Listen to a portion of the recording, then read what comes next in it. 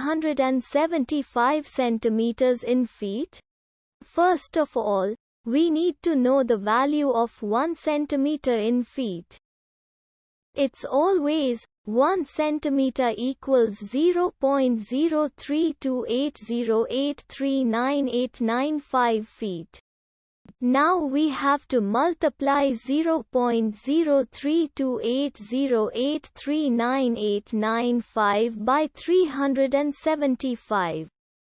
Therefore, 375 centimeters times 0.03280839895 feet equals 12.303149600625 feet.